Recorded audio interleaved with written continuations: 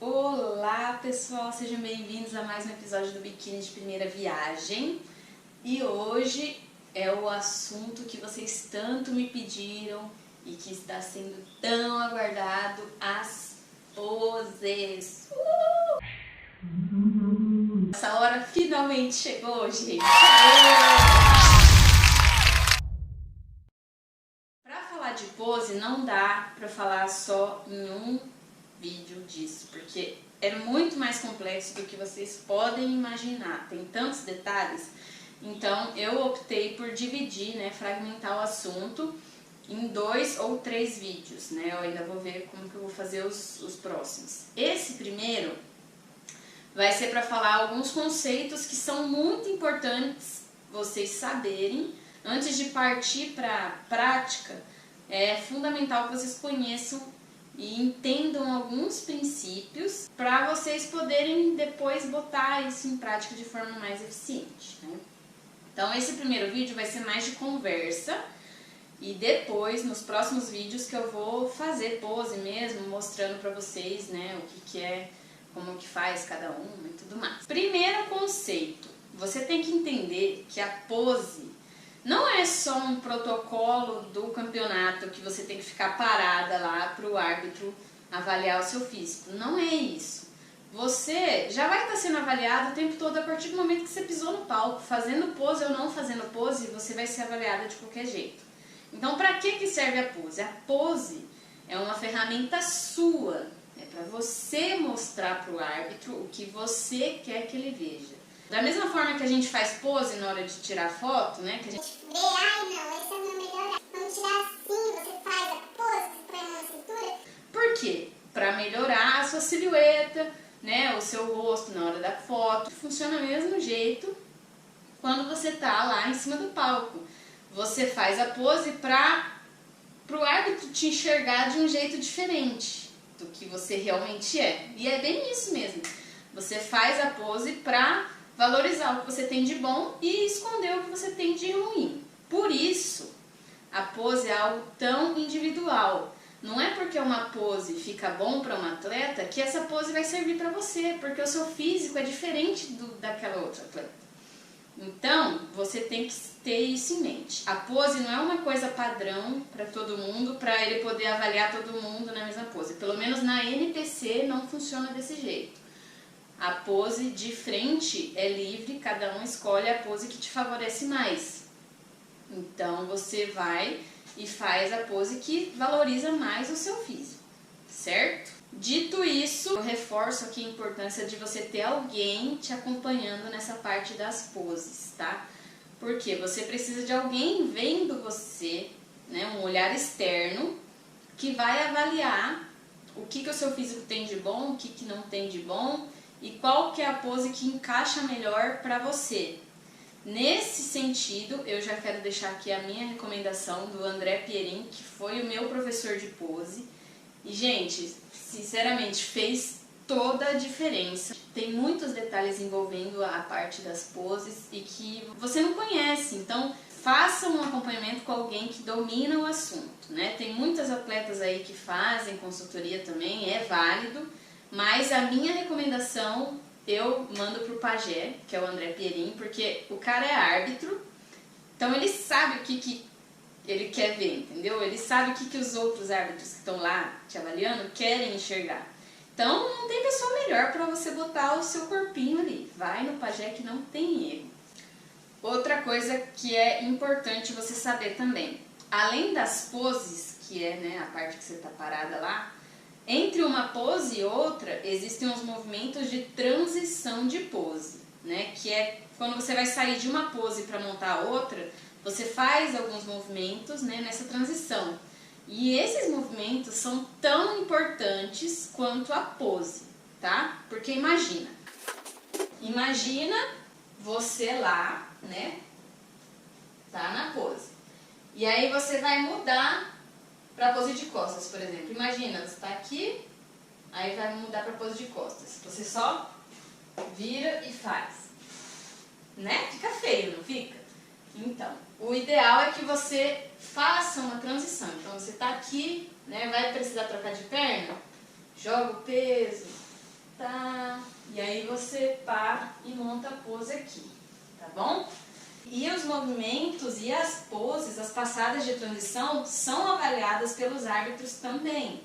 Então, cada atleta faz transição de um jeito, você pode ver outros atletas fazendo, pegar algumas ideias e montar a sua, porque cada uma vai ter uma dificuldade, vai ter uma facilidade. Então você vê uma transição que fica mais legal para você, a sequência de pose do seu desfile individual também vai ser diferente. Então você tem que ir montando, né, encaixando as peças do seu desfile, da sua apresentação. E já quero lembrar para vocês que os árbitros, um outro conceito importante, eles vão estar embaixo do palco, eles vão estar te olhando de baixo para cima. Então você tem que lembrar isso na hora de fazer a pose também. Se você inclinar muito para trás, eles vão te enxergar aqui, ó. Pá. Então, se você quer valorizar o seu tronco, você inclina para frente, tá? E uma outra coisa que ajuda bastante a você imaginar como que o árbitro está te vendo é quando você for fazer os seus ensaios de pose, grava com o seu celular, coloca a câmera mais baixo, que é do jeito igual eu faço, eu coloco a câmera um pouquinho mais baixo e todo o meu treino de pose é gravado. Eu não tenho espelho mais. No começo eu treinava no espelho. E mesmo assim, com o espelho eu deixava o celular gravando. Porque tem coisas que você só vai ver e reparar na hora que você for ver o vídeo no celular. Às vezes, olhando no espelho, tem detalhes que você não percebe. O seu ângulo de visão em relação ao espelho é aqui, ó. Você vai estar olhando o seu corpo reto. Já o árbitro, ele vai estar te olhando de baixo. Então, o ângulo que você está enxergando a sua pose no espelho não é o mesmo que o árbitro vai enxergar a sua pose. Então, isso aí também pode dar alguma diferença. Por isso, quando você põe o celular mais baixo, você simula como se fosse o olhar do árbitro em você. E aí, na hora que você for pegar a imagem para ver, você consegue ver o que ele está vendo de diferente, o que você pode, né, ajeitar, melhorar, inclinar um pouco mais, um pouco menos. Tudo isso você vai ajustando conforme você grava o seu treino de pose no celular. Eu faço toda vez, me ajuda muito, né? Então isso é uma dica que eu passo para vocês também.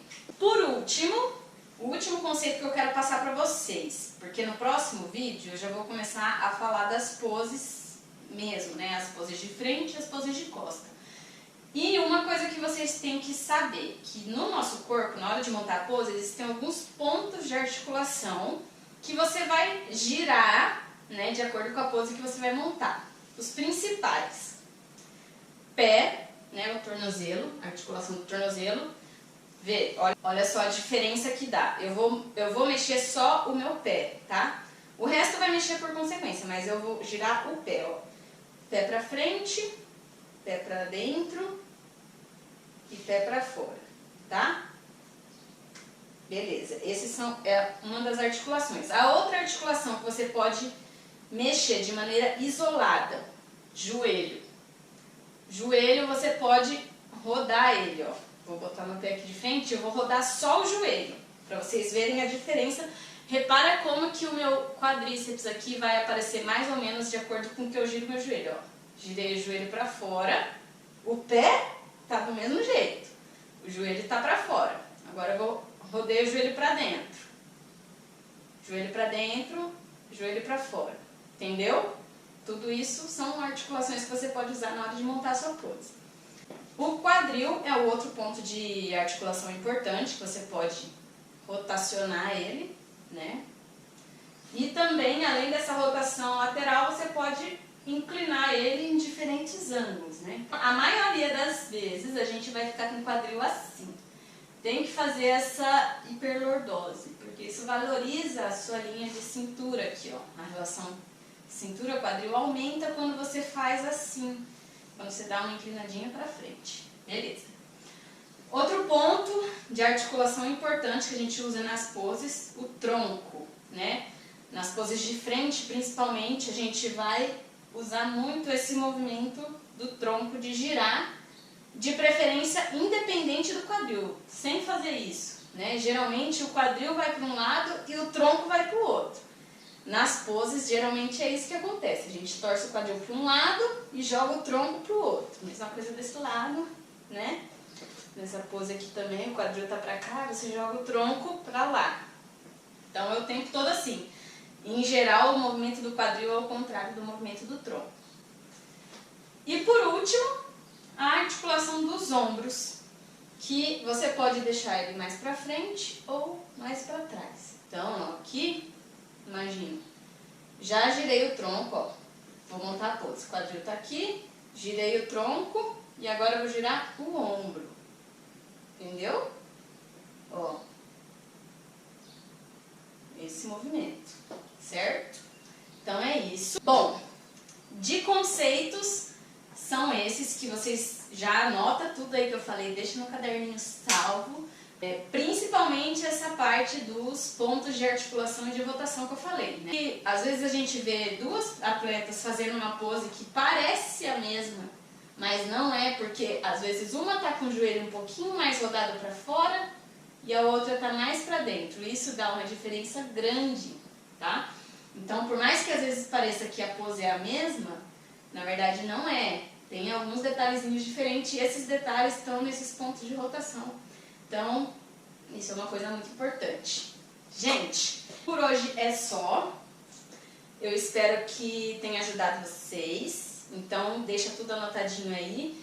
E no próximo episódio a gente vai conversar sobre as poses mesmo. Vamos fazer tipo uma aulinha prática, né? Vou mostrar como que eu monto as poses. E algumas dicas que você pode fazer para botar em prática para melhorar a sua pose também, né? Então é isso. Se você gostou do vídeo, deixa um gostei pra mim. Se inscreve no meu canal se você ainda não está inscrito. Um beijo e até o próximo episódio. Tchau!